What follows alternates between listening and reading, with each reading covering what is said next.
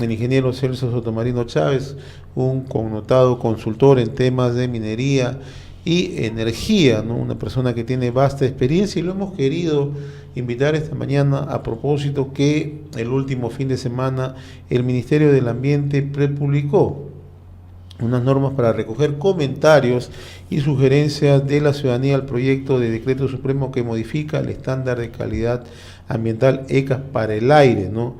Y esto es un tema que por años se ha venido reclamando, ¿no? Hay quienes sostienen, personas entendidas, que le estamos haciendo demasiado daño al país, que nos ha restado competitividad en los últimos años. Por eso hemos querido esta mañana recoger la visión, el punto de vista de una persona que conoce bastante el tema. Antes de presentarlo, quiero yo también citar algunos temas que sí conviene ser abordados, ¿no? Por ejemplo, algunas cifras, cómo se manejan los límites, por ejemplo, de dióxido de azufre en otros países, ¿no? En Colombia, por ejemplo, el máximo de este nivel son 400 miligramos. En Estados Unidos son 365, en México 341, en Chile 250, en China 150, en la Unión Europea 125, en Nueva Zelanda 120, en Japón 110 y en Perú era de 20. O sea, estábamos exigiendo unos límites que en ningún país del mundo estaba ocurriendo, y esto nos estaba restando ciertamente el nivel de competitividad, ¿no? Esto en sí no podía entenderse, ¿no? Además, nadie puede negar que todos queremos aire limpio, pero de ahí a plantear normas fuera de la realidad era un gran trecho, ¿no? Y por lo tanto, las operaciones existentes estaban ciertamente en un nivel de desventaja. Por eso que esta mañana recurrimos a la voz especializada, una voz que conoce mucho el tema, al ingeniero Celso Sotomarino Chávez. Ingeniero Sotomarino, tenga usted buenos días, gracias por estar con nosotros en RCR, Red de Comunicación Regional.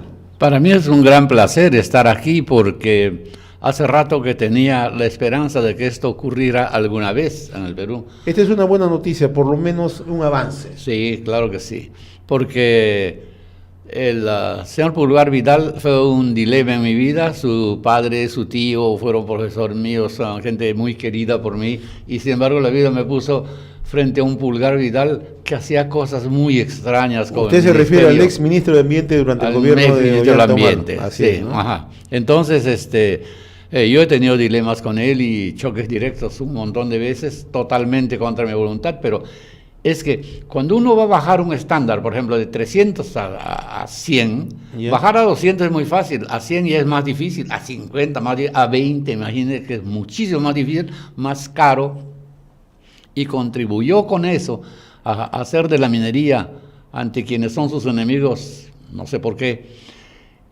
un monstruo negro, ¿no es cierto? El polucionador, el que malogra la salud del país, el que destruye la ecología, el que las fuentes de agua las perturba. Entonces, una actitud de esa clase de parte de un ministro no es pues el dicho de un ignorante cualquiera que camina por la calle. Se supone que un ministro es una persona bien enterada, suficientemente sabia para poder ¿Y a qué saber ha obedecido dice, estos ¿no? intereses de generar esta situación que hemos venido viviendo, que felizmente el Ministerio del Ambiente ahora busca que flexibilice? Yo creo que en el caso del señor Pulgar Vidal era una especie de síndrome de desear ser un ecologista súper distinguido a nivel mundial, y creo que desde ese punto de vista alguno por ahí se comió su cuento, porque tiene un puesto internacional debido a esa exigencia, a todo lo que hizo contra las opciones productivas del país aquí. Por eso es que cuando alguien llega a la presidencia de la República, lo que tiene que saber más es con quiénes se rodea. Eso es lo que tiene que saber más. Porque usted comprende, una persona no puede saberlo todo, ni remotamente, ¿no? Si sabe el 10% de la sabiduría del universo, ya es más que Einstein, ¿no? Entonces, el señor estuvo tratando de poner cosas que no son potables, que son propias de quien no está enterado de eso que dice mandar, ¿no? ¿Y cuánto nos ha restado en competitividad esta norma que venía rigiendo, o que viene rigiendo, mejor dicho? Yo pienso que fue terrible, porque la minería del Perú avanzó a pesar de los antimineros, a pesar de Pulgar Vidal y a pesar de todo, a un paso bastante bueno. Estamos ahorita segundos productores de cobre del mundo, cosas por el estilo. No sé, en oro estamos bien, en plata estamos bien, en zinc, plomo, en cobre estamos, bueno, en fin. Pero ¿qué hubiera sucedido si en vez de tener obstáculos hubiéramos tenido promociones?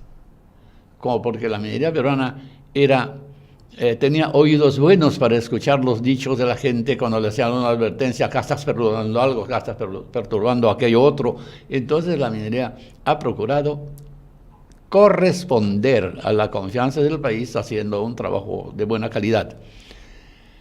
Pero los obstáculos fueron muy grandes y a pesar de todo avanzamos. ¿Qué hubiera sucedido si no hubiera habido esos obstáculos? ¿Cuál sería la posición de la minería y cuál sería la renta del país del punto de vista minero? Yo pienso que la actitud durante el gobierno del señor Humala, solamente con el señor Pulgar Vidal en el Ministerio del Ambiente, solamente en ese tramo podemos fácilmente haber perdido 100.000 millones de dólares.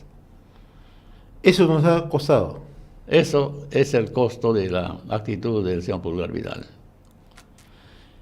Y ahora con esta decisión ya de la prepublicación que acaba de dar a conocer el Ministerio del Ambiente, ¿se dan mejores condiciones, se dan mejores señales desde su punto de vista? Yo pienso que se dan muchísimas mejores señales porque por lo menos se pone uno a nivel de la realidad. Todos estamos de acuerdo y no puede haber excepciones en que hay que respetar el ambiente. Y eso es una cosa que todos tenemos que defender, seamos sastres, carpinteros, agricultores o mineros, da lo mismo, ¿no es cierto? Es nuestro medio, es nuestro hábitat. No podemos crear un sistema de suicidio masivo que pueda hacer la vida imposible en el planeta a un plazo que no parecería ser muy largo dentro de los juzgamientos que se estaban haciendo recientemente, ¿no? Así que tenemos que poner la mano en esto todos, pero al Perú le dieron una tarea así terrible, porque con los estándares que se pretendía imponer aquí en el país era realmente imposible convivir, ¿no? En efecto, ¿no? Y ahora, hay un detalle que conviene. Creo que cuando existen este tipo de inversiones formales como es la minería en nuestro país, también hay un conjunto de marco legal que establece exactamente el cumplimiento de estas normas, ¿no? Las normas existen, ¿no? Sí. Entonces era de una u otra manera innecesario ir generando este tipo de condicionamiento. ¿Qué tanto pesa la presión? El señor funcionaba como un iluminado, ¿no es cierto? ¿Ya? Como el que llega a poner la luz donde todo es oscuridad. Así fue su autopresentación. Pero la realidad es que quien no estaba bien encajado en la realidad, quien no fue consecuente con los intereses del país, no fueron los mineros, sino el Ministerio del Ambiente en manos del señor Pulgar Vidal. Ahora es totalmente otra cosa, ¿no es cierto? Ahora sí se ve un esfuerzo en el buen sentido. ¿Hay que respetar el ambiente? Sí. Pero hay que propiciar los desarrollos industriales, mineros, agrícolas, y etcétera, etcétera. También, sin duda. Tienen que ser coexistentes las dos actividades, las dos actitudes. Y ese es un tema que por años también ha venido siendo muy, manido y manipulado, ¿no? Considerar que no existe una relación entre la actividad minera y la agricultura, cosa que en otros países se desarrolla con mucha... Hay un librito ahorita producido por Rómulo Mucho, dice Perú, país agrominero, ¿no? Eso más o menos es el título del libro, que es una tesis que hemos venido sosteniendo Franco y yo en el programita que tenemos de televisión desde hace 17 años, ¿no es cierto? Yeah. Y ha sido la historia del Perú. En el Perú, para poder hacer cultivos, se inventaron los andenes, ¿no es cierto? Así es. Esta fue la mayor glorificación de de la manera de gobernarse de los incas, de autogobernarse de los incas, y también al mismo tiempo buscaban el oro para adorar a sus dioses, ¿no? No todavía era una edad tan de los metales en nuestro horizonte peruano, pero ya se trabajó bastantes metales y al mismo tiempo un esfuerzo enorme por la agricultura. Ese era y siempre fue el buen camino, ¿no? Claro. No, y además hay experiencias. Yo recuerdo haber conversado con usted en algún momento que hay experiencias en el mundo de que la compatibilidad que existe entre minería y agricultura, ¿no? Caso de Alemania, ¿no? Sí. ¿No? Y podemos citar otro tipo de ejemplos, ¿no? Donde... Todos. Egipto, por ejemplo, ¿no es cierto? Egipto, por ejemplo, era un caso típico de un intento agrario enorme en un medio adverso y al mismo tiempo un desarrollo de metales también, ¿no? Y se genera un desarrollo sostenible, ¿no? Claro. Entonces, eso es... ¿Y por qué no se informa? ¿Por qué no se hizo eso en el Perú? Se vino haciendo, se ha estado haciendo esto. Hasta los años 2000 y un poco más se vino haciendo esto. Pero empezaron a aparecer movimientos antimineros en ese momento más o menos, y hasta ahora fueron propiciados por políticas de izquierda, por gobiernos no muy bien enterados. ¿Ya? El caso típico, por ejemplo, fue el de Alan García como gobernante en su primer gobierno. En su segundo gobierno fue un gobernante respetable y bastante mejor que en el primero, porque en el primero creo que se llevó la gloria de ser el peor gobernante de toda la historia del Perú, ¿no? Así es. Ahora, si tiene un mérito el gobierno actual, y creo debo decirlo, es el ministro de Economía y Finanzas, Alfredo Tornes, ¿no? Él ha sido uno de los principales cuestionadores justamente de esta norma que le pondría ese tipo de estándares, ¿no? En general, el gobierno actual, no importa qué digan todos los críticos, a mí me ofrece mucha confianza, por varias razones. Una es que conozco bien de cerca a Pedro Pablo Kuczynski, y es una persona la más preparada de cuantas han llegado a la presidencia de la República en el Perú, sin ninguna duda para mí. Y además el equipo que tiene es un buen equipo. Y ahí tiene vedettes muy importantes como el ministro de Economía y Finanzas, me parece que también es impecable. En este tema que ministro. estamos abordando de la modificación de los estándares ambientales, él, desde cuando asumió, él decía, ¿no? Que no se puede seguir manteniendo este tipo de estándares que son más estrictos que los europeos, que el de Chile, el de Canadá, decía, ¿no? Esto nos quita competitividad, ¿no? Nos incentiva que las empresas mineras concursen para reactivar proyectos, ¿no? Yo era, durante ese momento, era gerente de una pequeña compañía canadiense minera acá en el Perú. ¿Ya? Y los dueños de la compañía hablaban conmigo y se quedaban estupefactos de ver que en el Perú se pretendía estándares superiores a los exigentes estándares de Canadá. ¿En Canadá cuánto es en estos momentos? En estos momentos, ¿cuánto es el estándar en Canadá que se pide para el tema de aire? No tengo los estándares en la cabeza para pormenorizar uno por uno, pero todos en general estaban con exigencias muchísimo mayores que en cualquier país del mundo. Sí, yo lo repetí al inicio. Por ejemplo, Colombia tiene 400, Estados Unidos tiene 365, México 341, Chile 250, que es a donde nosotros buscamos que acercarnos ahora con esta publicación, parece ser. China 150, la Unión Europea 125, ¿no? Nueva Zelanda 120, ¿no? Y nosotros estábamos en 20, o estamos en 20, mejor dicho, ¿no? No solamente suena desatinado, sino ridículo. Es una cifra ridícula por comparación. Poner 20 de estándar es pedirle una exigencia imposible a un país que no tiene, desgraciadamente, todavía el nivel de desarrollo de Alemania, los Estados Unidos, China o cualquier otro. ¿Y cuál es el papel que han tenido en todo esto, ingenieros Sotomarino, algunas ONGs u organismos no gubernamentales? Bueno, tuvieron y tienen, ¿ya? Siguen teniendo una actitud realmente destructiva, porque ellos están en el predicamento de decir cosas inviables, tanto como el señor Palacín, ¿no? Pero ellos son peores, porque ellos solamente son fenicios, solamente son gente que está haciendo y diciendo y pregonando un daño al país solamente porque eso les produce bastante dinero al bolsillo, ¿no? Así que yo tengo ninguna consideración en materia de crítica a esas ONGs, ¿no? Ya. Ahora, ¿usted cree que a partir de ahora el país, si se logra consolidar estas modificaciones de los estándares ambientales, vamos a tener una mejor posibilidad de mostrarnos como país en el mundo y además, digamos, con un marco legal que nos permita ser competitivos? Sí, y además proinversionista, sin ninguna duda.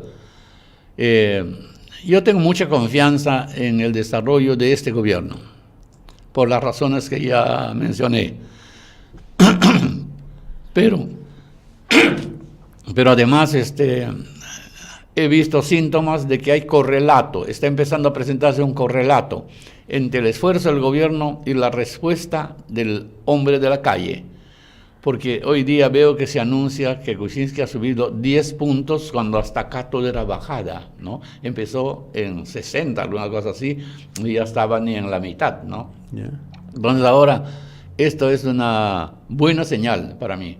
Es una señal de que empiezan a dar la mano el hombre de a pie, ¿no es cierto?, con el más alto mecanismo de gobernar. Eso es algo que a mí me alienta. Ahora, para ir culminando esta conversación, ingeniero Sotomarino, en el caso particular del complejo metalúrgico Loroya, ya con esta prepublicación, con esta posibilidad de modificar los estándares de calidad ambiental para aire, ¿abre la posibilidad que los inversionistas se interesen en el complejo? Tengo una anécdota para contestar su pregunta. Sí, ¿cómo no? La primera vez que vine a Lima, yo estaba por cumplir 12 años. ¿Ya?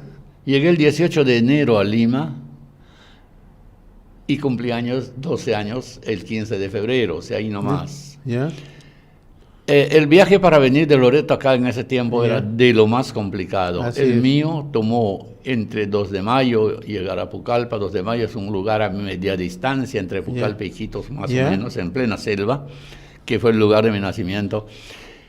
Y tomó más de 20 días hacer el viaje y poder llegar a Lima. Pasé por Oroya. Yo no tenía ninguna idea, como charapita de selva, ¿no es cierto?, que habían tantos cerros, que había tanta altura, que había tanta diferencia de aire respirable entre lo mío y lo nuevo que estaba viendo, pero cuando pasé por Oroya, para mí llegó al colmo, porque de verdad ahí no podía respirar. Estaba con el arsénico en mis pulmones, así desesperándome, hasta el punto de temer por mi vida. Cuando llegué todavía por la avenida Grau, cuando vinimos por la carretera central en un carro, todavía estaba sorochado, ¿no?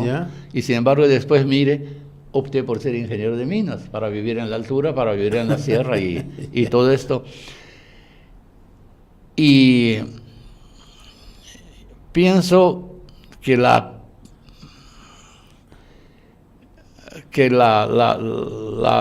remediación de ese asunto del arsénico es la verdadera anécdota que les quiero contar. Trabajé después para una compañía norteamericana, Joy Manufacturing Company se llamaba. Entre las compañías que constituían este complejo, había uno que se llamaba Western Precipitation. Western Precipitation era la compañía que había fabricado los cotreles de la Oroya. Esos que no me dejaban respirar bien. Pero había ahora la necesidad, la presión pública y del gobierno y todo para mejorar las cosas, también del mismo código de minería nuestro. Y en ese momento mi compañía ganó el contrato para mejorar los cotreles. Los cotreles fueron después los que permitieron que usted pudiera hacer atletismo en Loroya, jugar golf en Loroya, y etcétera, etcétera, y caminar ampliamente sin ningún problema. O sea, en la tragedia primera y en la solución segunda, fui partícipe pasivo primero y activo en la segunda oportunidad. Bien, entonces interesante esto. Y la verdad, me comprometo a seguir molestándolo para nutrirme de esos conocimientos, ingeniero Sotomarino. Ha sido muy grato tenerlo esta mañana. Yo tengo una misión en mi vida.